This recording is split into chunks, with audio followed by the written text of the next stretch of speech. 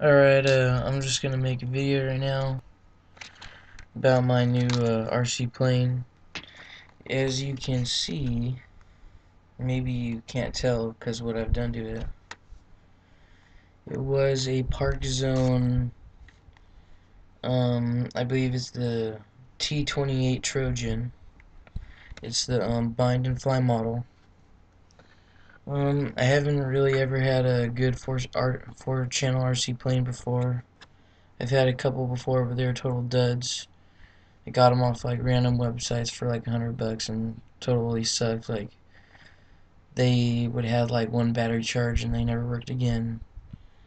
And then so I was over at the local hobby shop, this place called Pegasus Hobbies. They have like a lot of good stuff.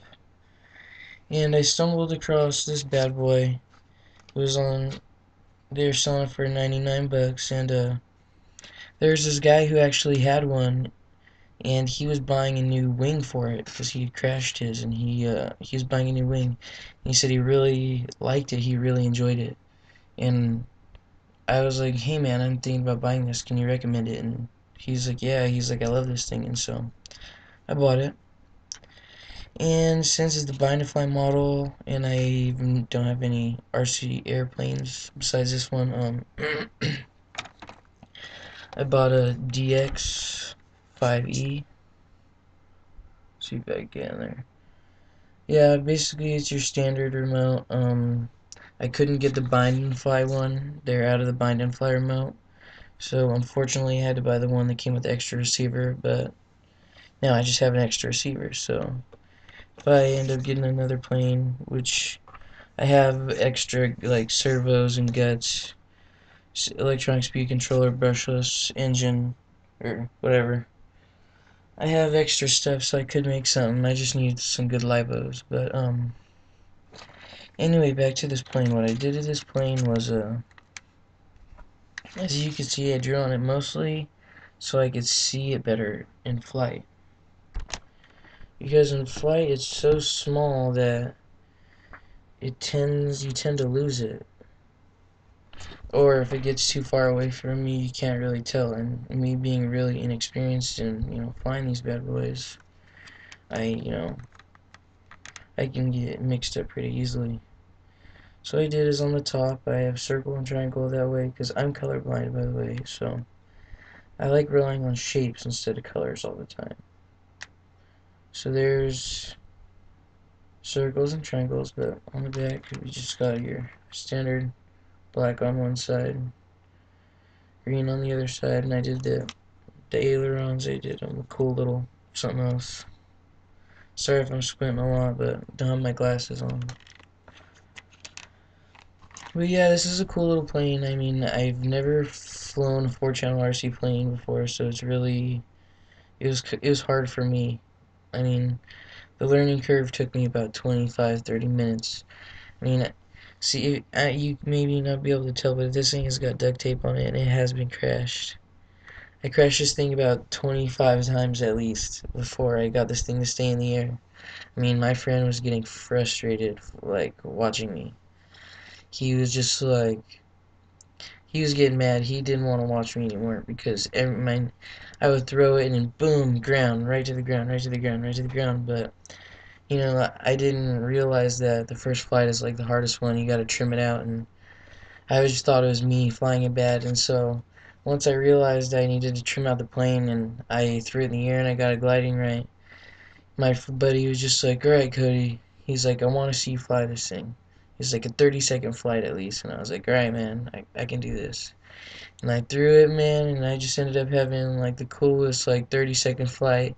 I got comfortable with it after I trimmed it out. I was doing loops, I was doing barrel rolls. I mean, this is a cool plane. I mean, once I got control of it, basically my first flight of actual control, I was already doing, tricks and stuff. Like, very easy to handle, and it was a windy day, might add. I have not tried it in low wind condition. It was actually, I'd say not blustery, but not an ideal day for flying airplanes, especially one of this size. Very small, very lightweight. And I actually got it stuck in this fence really high up in a baseball field, and I ended up losing one of the landing gears, so I can't use it anymore. But the thing I hated about this was the battery pack. The Velcro on it strip sucks. So what I did was I had to make something to hold the battery in, so because every time it crashed, the battery would fly out, and I had to keep binding it to my remote, which sucked. So what I did was I took a guitar pick, and I don't know if you can see exactly what I did with it. Let me try and show you.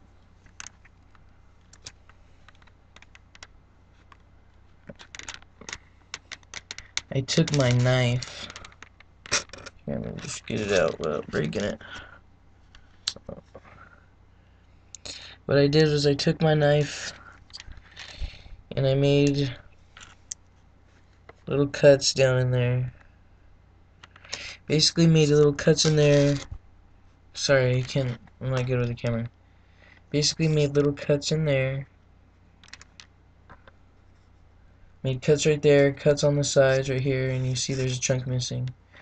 So, put the battery in like so. Sticks on there kinda. And then you come in with this thing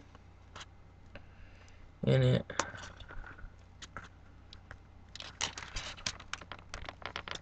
It goes into its little slots, and there you go, it's locked in. That thing ain't gonna come out.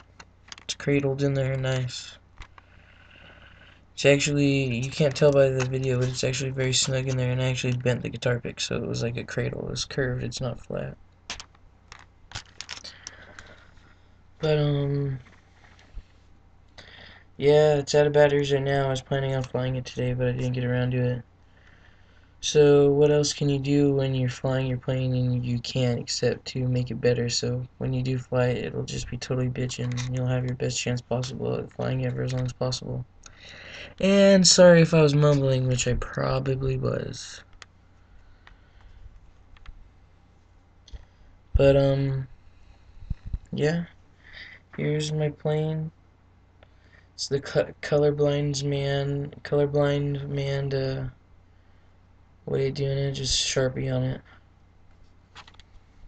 Bottom side.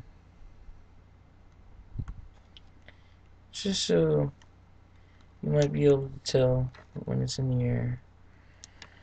Maybe not, I'll see. But, thanks for watching my video. Hopefully, it turned out alright.